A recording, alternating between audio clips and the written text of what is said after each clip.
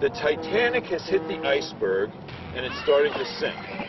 So our options are run around the deck screaming, "I protest," rearrange the deck chairs a little, or build the next boat, a solar-powered, wind-powered boat, party on deck, scantily-clad people, drinks in their hand, dancing to cool music.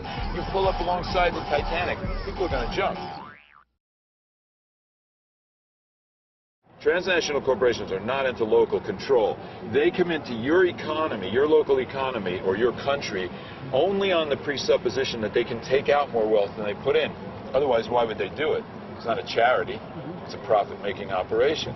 That's an extractive model. It's a colonial model. They want to take away more wealth than they put in. If you say to people, should we subordinate the life cycle to the money cycle, or should we subordinate the money cycle to the life cycle, what are they going to say? So automatically from the grassroots, you get these efforts to keep them out. Well, there's a political way to do that, and I'm arguing there's an economic way as well. Enterprise and corporate domination are two different things. Enterprise as a tactical technique for generating revenue. As long as you don't exploit people and don't exploit nature, there's nothing wrong with enterprise. So we're either going to concede it as a tool to the corporations and they'll use it to screw us and nature, or we'll take it and change it by making it a triple bottom line. Environmental restoration, social equity, and financial sustainability linked, synergizing, strengthening each other, not detracting from each other like a reservoir. You got to take from the financial to do that. No, no, no. No. You make the environmental and the social amp up the financial success. And then you use your surplus not to have a mansion and 8 cars and all this other bullshit, but to put it back into the movement, back into the revolution. Affordable housing for teachers and a green community development center with green retail, city offices around environmental stuff, education space, restaurant, clean tech incubator, all in one large commercial building. Subsidized rent for teachers allows us to train the trainers on site, and then they take that green education out into the school system. It's like software. The first one costs you $1 million. Each one after that costs you 10 cents. It's not exactly like that, but you take that learning from that first one. You go to local people. After we do San Francisco, we go to Oakland, Sacramento, Eureka, Santa Barbara, start with California, start rolling these buildings out, and then we go to a Google or Yahoo or an eBay and say, look, you got a great internet model, you don't have a real estate model. You need a real estate model. So we'll create the building where everybody knows that's the green economy building. All cities have unused property and they have trouble attracting and retaining teachers. The wages are here and the housing costs are here. So in San Francisco, we have teachers drive 2 hours to get to their school. They're tired when they get there. You give them a rent subsidy, you can remunerate them better with a rent subsidy than salary increase because the salary is taxed. You create a platform where it's affordable for you and him and her and all these different groups to come in, but it generates enough revenue to cover all the costs of it.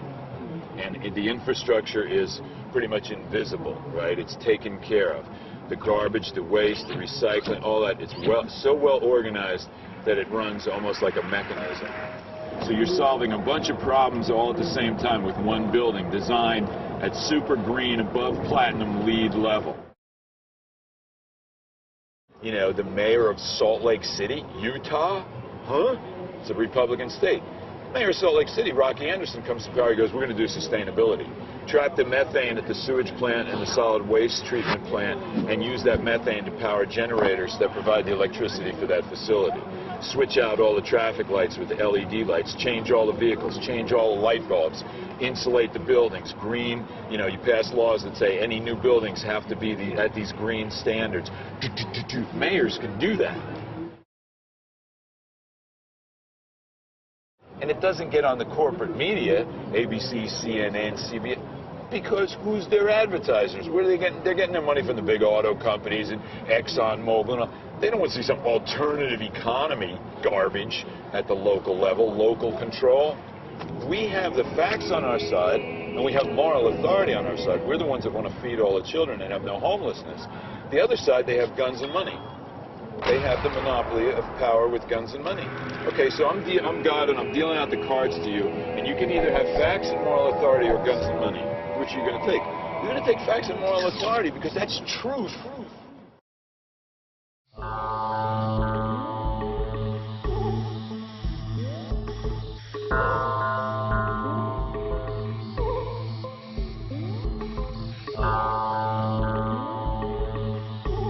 The 60s had this emergence of the psychedelics linked with a lot of social justice movements, anti-war movement, women's rights, environmental rights.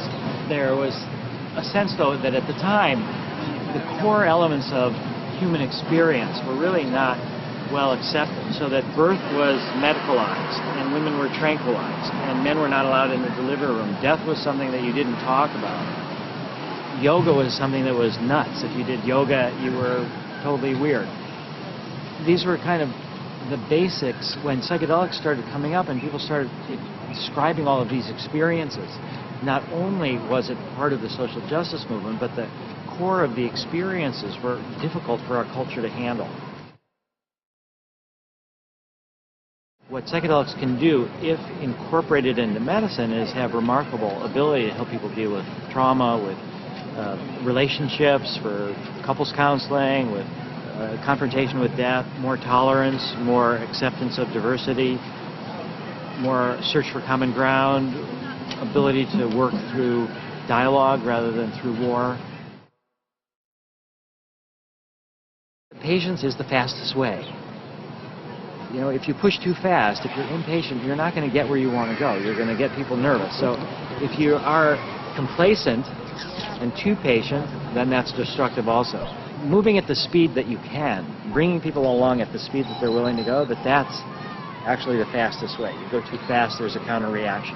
And there's also times where there's this sort of tipping phenomena, so that people can be working for 100 years to try to stop slavery, or 100 years to let women vote, and it seems like they're not making much progress. But then they reach this tipping point. Enough people have been educated, then before you know it, within a few years, things flip around.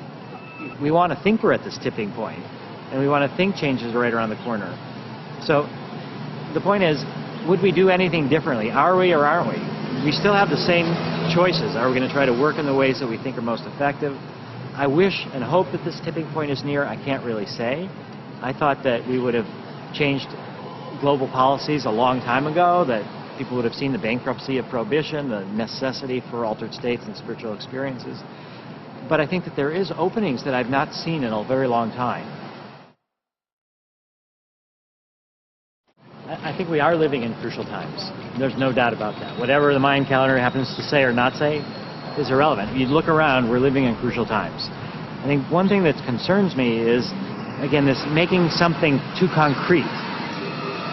That there's going to be this transformation of consciousness, this fundamental split between where we've been before and this new consciousness, and 2012 is marking this division line. I used to joke with Terence McKenna that if he really believed that 2012 was going to be the end of things, that he should take out all these long-term balloon mortgages that he has to pay in 2013. At the end of the day, it's like, what are we going to do today? And is there going to be a change if it ends into 2012 or not? Would I do anything different now? We have the tools that we need to make this a better world. We have to find ways to use them. And that there are people in all generations that want to help.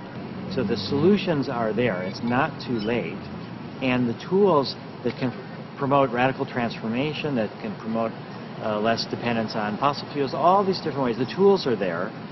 And the necessity is for people to be willing to take a risk of optimism, to be willing to try, to be willing to hope.